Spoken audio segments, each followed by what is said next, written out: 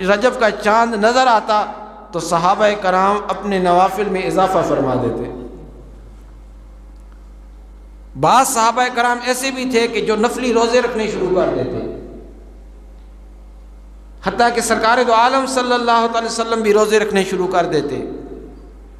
وجہ پوچھی گئی یہ کس وجہ سے یہ اعمال کے اندر آپ اضافہ کرتے ہیں، نوافل پڑھتے ہیں کثرت کے ساتھ، رمضان نہیں آیا اور اس سے پہلے آپ روزے رکھنا شروع ہو جاتے ہیں، اس کی کیا وجہ ہے؟ تو صحابہ کرام جواب دیتے کہ ہم رمضان المبارک کی تیاری کر رہے ہیں۔ کیا کر رہے ہیں؟ تیاری کر رہے ہیں۔ ہم اپنے آپ کو اس بات کا عادی کر رہے ہیں کہ ہم اللہ کے مہینے کا ادب و احترام کریں، اس ماہ مبارک کے روزے رکھیں کہ جس کے ایک روزے کا ثواب یہ ہے کہ رب تعالی جب بندہ روزہ رکھتا ہے تو اس کے سارے گناہوں کو معاف فرما دیتا ہے۔ اور خود حدیث مبارکہ میں آتا ہے، سرکار علیہ الصلوۃ والسلام نے فرمایا، حدیث قدسی ہے، فرمایا روزہ میرے لیے اور میں ہی اس کی جزا دوں گا۔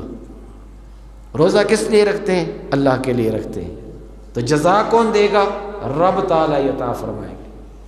اب جب ماہ مبارک آتا ہے تو پھر ہمیں بہانے یاد جاتے ہیں، کوئی کہتا ہے میں فلاں بیمار ہوں، کوئی کہتا ہے فلاں بیماری ہے، کچھ ٹھیک ٹھاک ہوتے ہیں، ہٹے کٹے ہوتے ہیں اور پھر وہی روزے نہیں رکھتے۔ یہ روزہ رکھنا کسی مولوی کا حکم نہیں، کسی مفتی کا حکم نہیں، کسی قاری کا حکم نہیں، بلکہ خود اللہ رب العزت نے فرمایا یا ایھا الذین آمنوا کتب علیکم الصیام کما کتب علی الذین من قبلکم، فرمایا یہ روزے تم پر فرض کر دیے گئے، یہ صرف تمہاری اوپر نہیں فرض کر دیے گئے بلکہ تم سے جو پہلی امتیں گزری ہیں رب نے ان پر بھی روزے فرض کیے۔ سامعین محترم، صحابہ کرام نے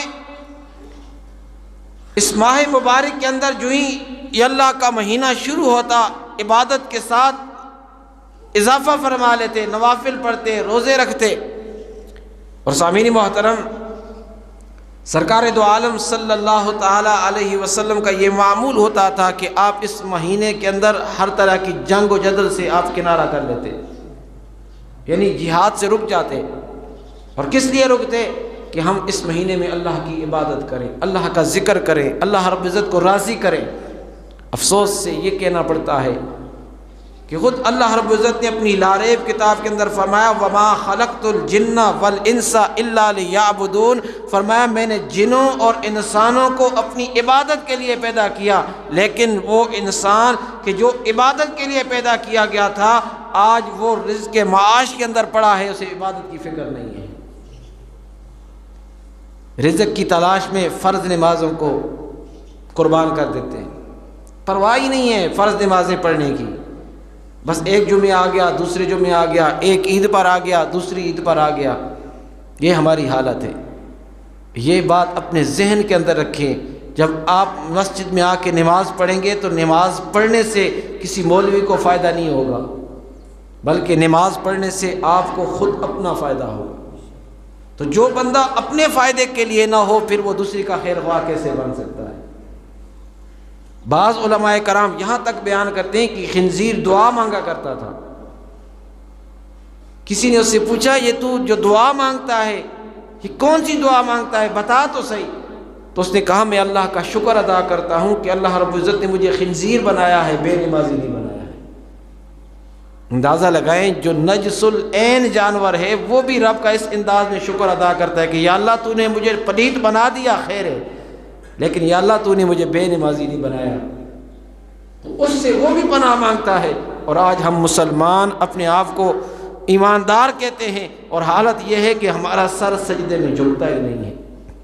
تو رب تعالیٰ نے فرمایا، جو میں نے آیہ مبارکہ پڑھی ہے تاکہ سمجھ آ جائے اس لیے میں نے تمہید باندھی، فرمایا بشر الذین آمنوا، فرمایا خوشخبری سنا دو ان لوگوں کو جو صاحب ایمان ہیں، فرمایا جو ایمان لے آئے کلمہ پڑھ لیا ان کو خوشخبری سنا دو۔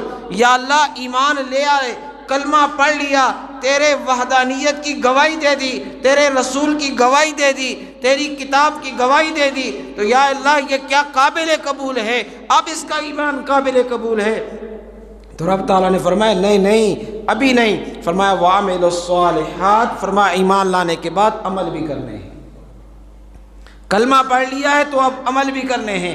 اب جب انسان کلمہ پڑھتا ہے لا الہ الا اللہ محمد الرسول اللہ، یا کہتا ہے اشہد ان لا الہ الا اللہ واشہد ان محمد الرسول اللہ، جب ایمان کے اندر داخل ہوتا ہے تو سب سے پہلے اس پر جو چیز فرض ہوتی ہے وہ نماز ہوتی ہے۔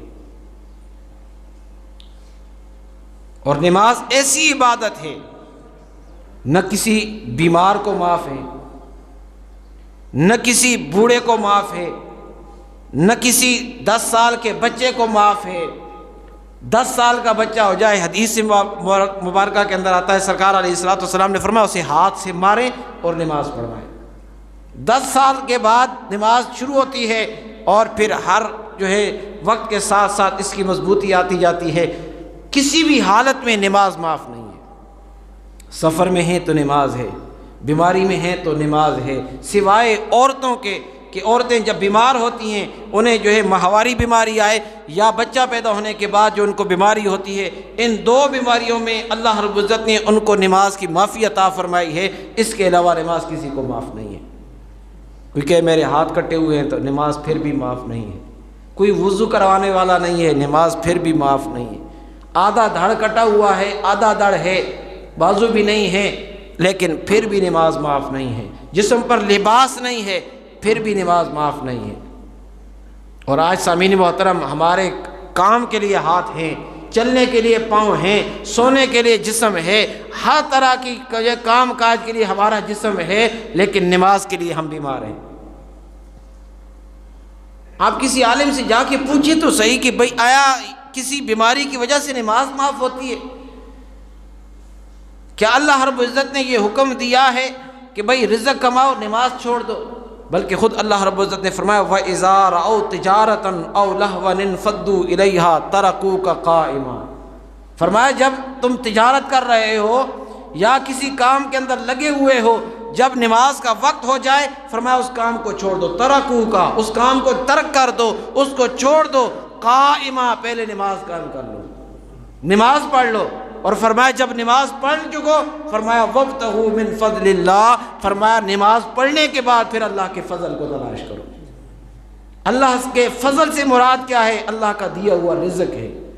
آج ہم نماز چھوڑ کے اللہ کا فضل تلاش کرتے ہیں۔ صبح 4 بجے اٹھ جاتے ہیں کہ بھئی ہم نے کمانا ہے، لیکن صبح 6 بجے نہیں اٹھ سکتے کہ نماز جماعت کے ساتھ پڑھنی ہے۔ پوری رات جاگ کے گزار دیتے ہیں، کس وجہ سے؟ کہ کمانا ہے، لیکن عشاء کی نماز نہیں پڑھ سکتے کیونکہ اللہ کا فضل اس کے بعد ہمیں ملے گا۔ فرمایا نماز پڑھنے کے بعد تمہیں اللہ کا فضل ملے گا۔ اب وہ بندہ کہ جو قرآن مجید بیان کر رہا ہے، قرآن جس کا خطاب کر رہا ہے، وضاحت کے ساتھ بیان کر رہا ہے کہ اللہ کا فضل کیسے ملے گا، رب کی عبادت کے بعد اللہ کا فضل ملے گا، ہم رب کی عبادت کو چھوڑ کر اللہ کا فضل تلاش کرتے ہیں۔ پھر بتائیں ہمارے اوپر بارشیں کیسے ہوں، ہمارے گھروں میں راحتیں کیسے ہوں، ہمارے گھروں کے اندر سکون کیسے ہو، ہمارے گھروں کے اندر راحت کیسے ہو؟ کیونکہ راحت تو تب آئے گی کہ جب اللہ کا فضل آئے گا۔ اور اللہ کا فضل کیسے آئے گا؟ جب ہم اس کی بارگاہ میں سر جھکائیں گے۔ حدیث مبارکہ میں آتا ہے سرکار دو عالم صلی اللہ تعالی علیہ وسلم نے فرمایا جب بندہ اپنا سر اس رب کی بارگاہ میں رکھ دیتا ہے اور کہتا ہے سبحان ربی الاعلیٰ، قرآن مجید کے اندر رب تعالیٰ فرماتا ہے سبح اسم ربک الاعلیٰ، فرمایا جب انسان اپنا سر سجدے میں رکھ کے کہتا ہے کہ یا اللہ تو سب سے بلند و بالا ہے، تو رب فرماتا ہے اے بندے تو نے مجھے بلند و بالا کہا ہے، یا میں نے تجھے ہر طرح کی پریشانی سے نجات عطا فرما دی۔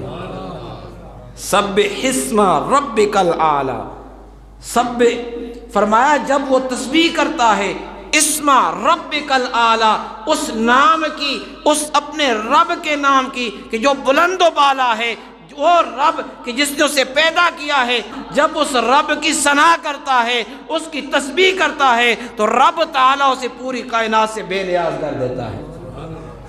ہم کتنے بے وقوف ہیں، کتنے جاہل ہیں کہ رب کو چھوڑ کر رب کا فضل تلاش کر رہے ہیں، رب کو چھوڑ کر ہم رب سے کرم مانگ رہے ہیں، رب کو چھوڑ کر رحمت مانگ رہے ہیں۔ اے اللہ کے بندے، اے عقل کے اندھے، اے جاہل، تجھے رب کا فضل ایسے نہیں ملے گا، بلکہ جیسے قرآن نے بیان کیا ہے رب کا فضل اس طرح سے ملے گا